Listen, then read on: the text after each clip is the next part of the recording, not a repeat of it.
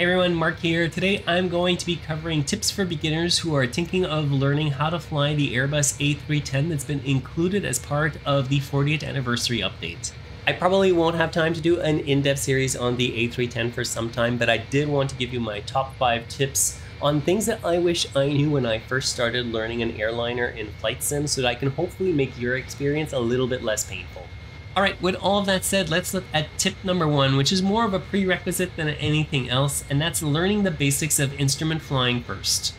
Airliners like the A310 fly almost exclusively in instrument conditions, even when it's nice out, so you need to understand how departure, arrival, and approach procedures work so that you can get from your departure to your destination successfully. Things happen a lot faster in an airliner, and you need to be able to read the chart and act quickly on it. So practicing instrument flying in a complex general aviation airplane like say the King Air or the TBM 930 is going to be great practice for when you try the A310.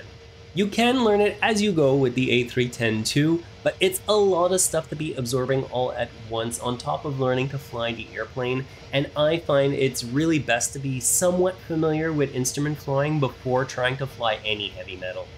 That leads me into tip number 2, which is choosing a short and easy route to fly. Airliners and Airbuses in particular do most of flying on their own, but you still need to be able to tell it where to go and how to get to your destination, and a route that's easy to program into the MCDU or the FMC is going to go a long way to help you learn the different procedures and concepts that you need to understand to fly the plane.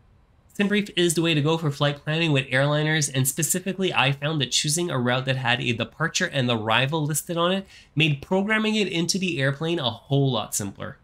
I'm showing you a few sample routes with SIDS and stars right now. They're always going to be easy to spot because typically they'll be the name of a waypoint followed by a number, and they're always going to be at either end of the route. In terms of distance, I found that 150 to 200 nautical miles is the sweet spot where I spend just a couple of minutes at cruise, and it keeps me on my toes because I have to constantly be preparing for that next phase of flight. If you're looking for ideas for routes at that distance, one that I used a lot was in Southern California from Ontario down to San Diego, but another option that I thought about later on that would be pretty neat as well is just hopping between all of the different islands of Hawaii because they all seem to be about that distance apart.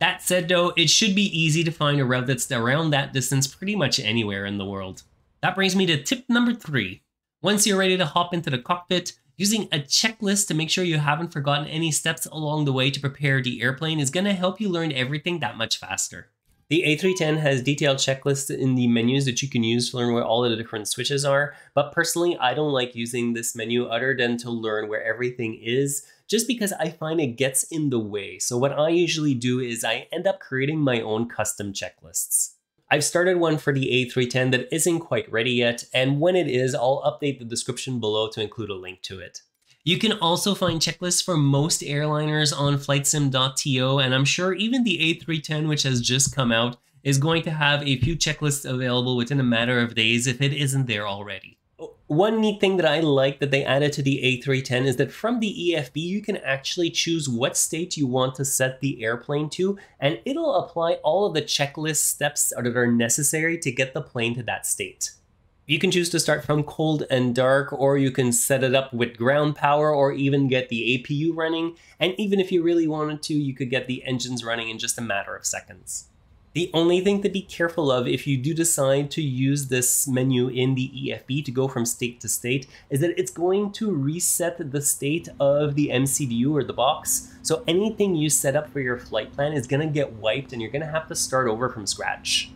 Because of that, probably the best way to do it is to just use it to turn on the APU, set up your flight plan, and then get the engine started yourself by following the checklist steps. Tip number 4 has to do with setting up your cameras properly so that you can move about the cockpit and access any panel that you need to relatively quickly, as well as going back and forth to the external views and the different wing views that are available.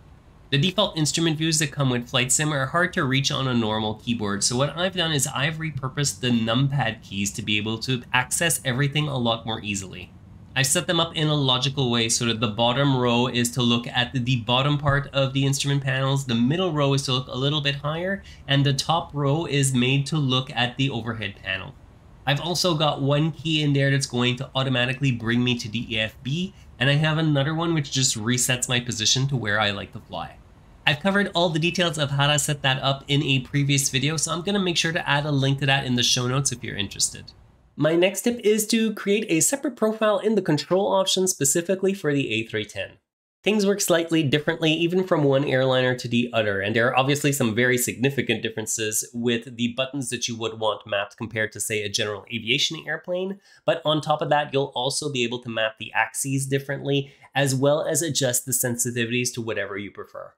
The separate profiles make it super easy to go from flying one type of airplane to the other in flight sim, because all you have to do is go back into the control options, switch your profile preset to whatever airplane you're looking to fly, say the A310, and then when you want to go back to flying a general aviation airplane, you can just go back to your GA profile, or if you have a custom profile for every other plane as well. And I've got one last bonus tip for you here, a really quick one, and that's to be patient. The A310 is a true-to-life airliner, and there is going to be a lot of little details that you're going to get wrong at the start, and the plane is probably going to beep and scream at you for a lot of different reasons. The gap between a general aviation airplane and an airliner is really large, and it just takes time to get used to it. You've probably watched a lot of streamers flying either the Phoenix, the PMDG, or even the A310 now that's just come out as part of the 40th anniversary update. They make it look easy, but I can tell you that they've definitely put in a lot of time to learn all of these little details, and you will have to do the exact same thing if you want to get that good. On that note, please make sure to hit the like button if you got some value out of this video, and please make sure to subscribe as well to get more similar content. I publish a new video every 2 weeks that's going to have tips, tricks, and tutorials for beginners to the world of flight sim. Until then, take care.